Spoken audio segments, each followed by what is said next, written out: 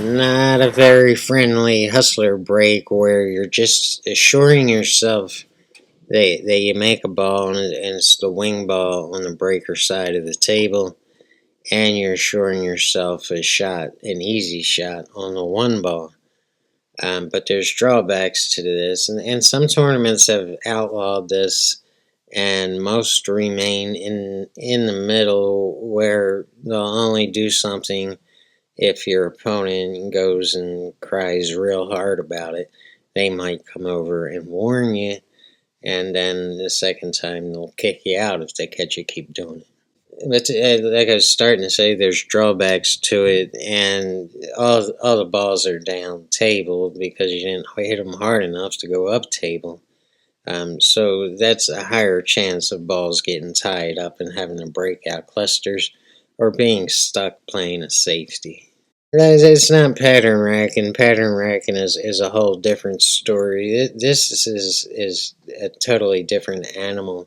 But it usually works, so those assuring themselves of getting in the money will do it during a match or during any tournament if no one's paying attention. And you really can't blame people for doing this because, they're just basically assuring themselves that they're going to eat when the tournament is over.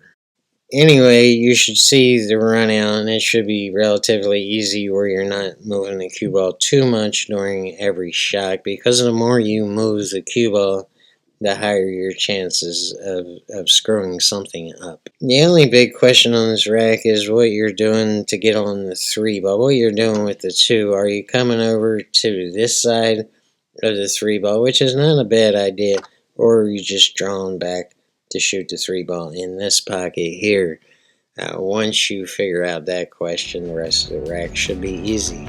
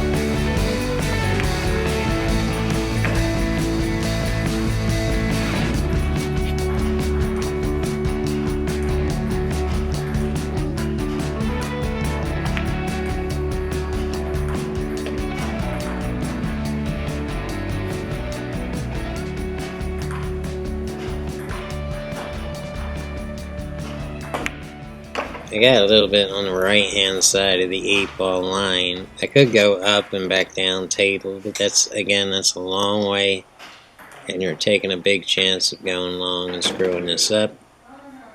So the agenda is to keep it simple, so I'm trying to keep it simple.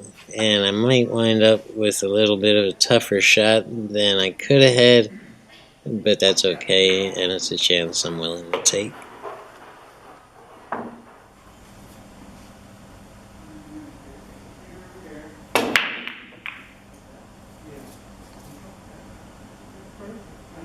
Yeah, the strategy is the same, but this is a very good example of how it can backfire on you. And your first problem is getting all the way back down table on the 2. You're going to have to put top left on this 1 ball shot just to hug the right hand rail and try to get past the 6. And once you're in the right position on the 2, now you have to break out the 7 ball and get on that 3. And from there, it gets even iffier with shooting the 4 ball and trying to get on the 5. Yeah, it just kind of never ends here. So now you're in a world of hurt, and it's only because you cheated. No, it's not cheating. It's just doing what you have to do to eat, brother.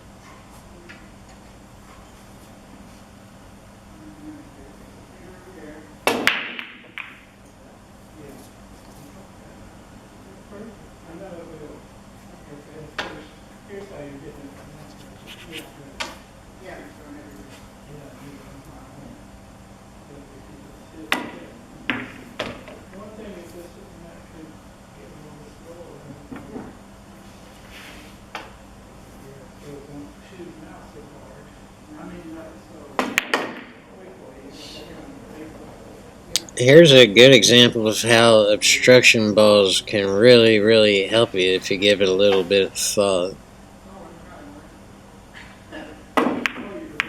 Yep, you can use them to gain position, and now the whole table's wide open, and it should be a no-brainer.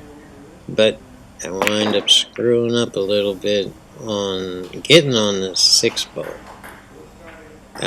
Because I'm just out here practicing. The 9 ball will be respotted, and I'll continue to rack.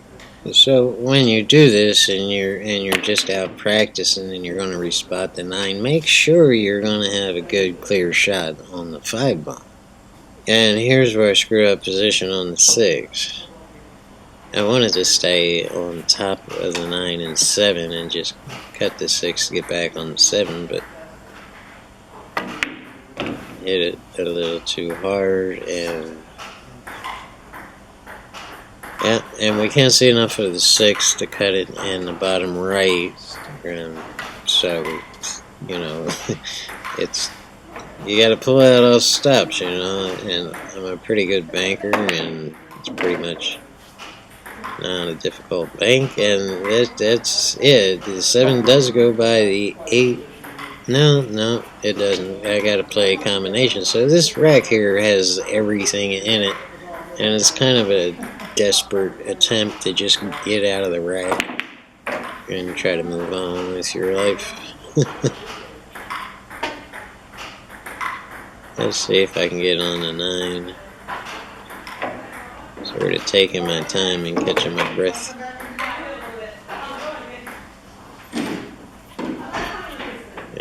Yeah.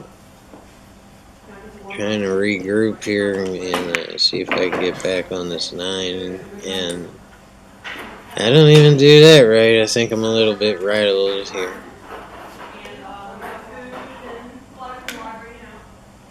Yeah, I ain't liking this. But, we all been here. Keep your composure. Don't forget to follow through, and don't forget to stay down on the shot. 90% of us miss shots like that because we don't follow through. We just wind up poking the cue ball. Alright, let's move on to another one. I think, or no, we're going into a 2-pack here. Alright, let's analyze it after the break.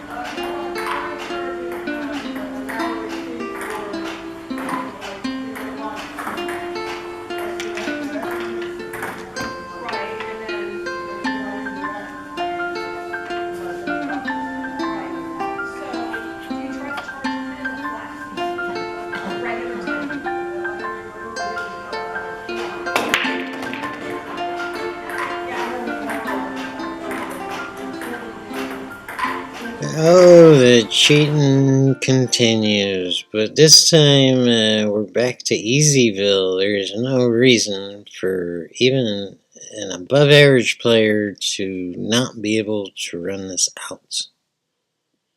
You're out of excuses, amigo. This should be simple. Just make sure you get on the 2 ball. I think that's going to be the hardest part of the game. You got a little bit of traffic to maneuver around. You're probably best on the left-hand side of the table. After that, yeah, go get this. Take it off, brother.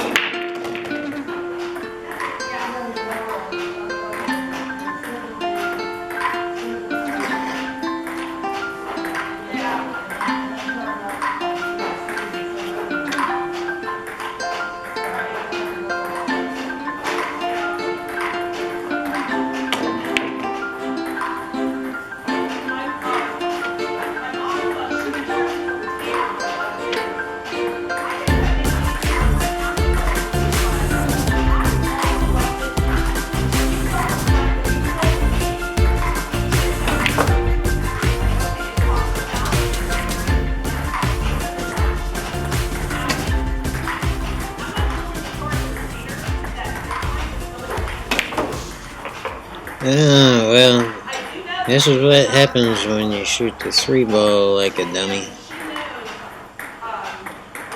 Yep, I got a bad shot in the 4. And oh, look at this safety. Brilliant safety. Brilliant. Nobody could hit this 5 ball. Nobody. It's over. You lose. Let's see if we can kick out of it. And no, you dogged it. Did hit the 5, but then didn't get it right after the hit. Wouldn't matter anyway. It's as good as ball in hand. Let's get on one more.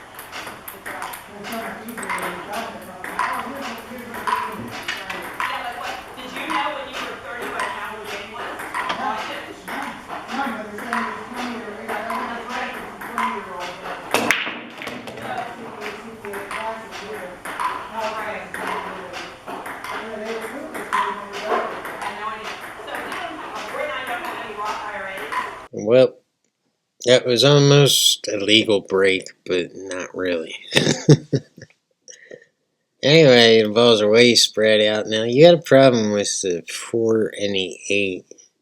You have to be real careful on the 3 to get right on the 4 in order to continue the momentum down table on the 5. And you can see in this video clip, I hook myself like a dumb cheater. But, that's what I did. I kicked myself out of it and got back up table on the 6. But then I wound up getting bad on the 9 ball. So it's, it sort of portrays a cheater getting his due. Just bad cheaters. Don't be a cheater. Cheaters are losers, man. Unless you don't know the rules. Or, you can always plead ignorance, but, then you kind of look like a dummy. Anyway. So it's best to smash the balls like Danny Medina and have all 9 of them go up table and have one of them kiss into a pocket and then reclutter themselves back down table. And that way you can say you earned it. I mean, if you can get out of it.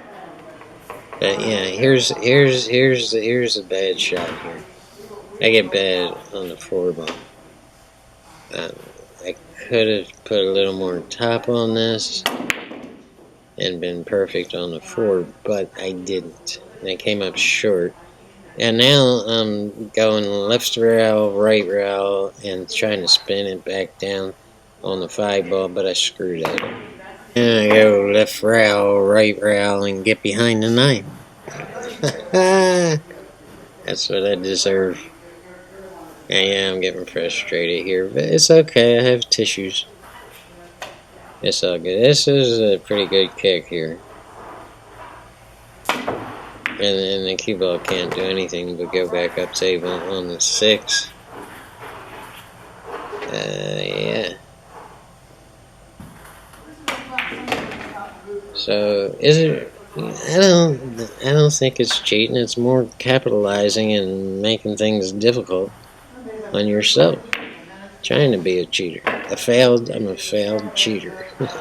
Pensacola, Florida. Hey, them girls in the back playing ping pong are getting quite loud. Yeah, getting a little obnoxious back there. Anyway, I'm out of here. I'll see you guys next time. Peace, love, and understanding to everybody. Do what you gotta do to eat. And I hope you all get a massive amounts of $2 9 ball against players who don't know the rules. Peace. Many years ago, Corey Deuel started monopolizing every tournament that he got into by soft breaking and guaranteeing himself to make the wing ball and to have position on the 1 ball. And he was just running out almost every time. And this went on for years before other pro players were copying that style. And the people that hold pro tournaments had to stop it. So they implemented a 3-point rule where every ball you make on the break counts as a point. and every ball that goes above the head string, even if it bounces back, it counts as a ball above the head string. Counts as a point, and you have to make 3 points for it to be a legal break. And they stayed with that for a couple of years, and then they did away with that rule, and instead started racking the 9-ball on the spot, which makes it impossible to make the wing ball.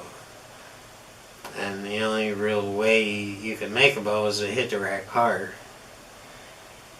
And recently, with the pros always coming up with ways to get an advantage, everybody started cut breaking and making the 1 in the side and trying their best to get position on the 2.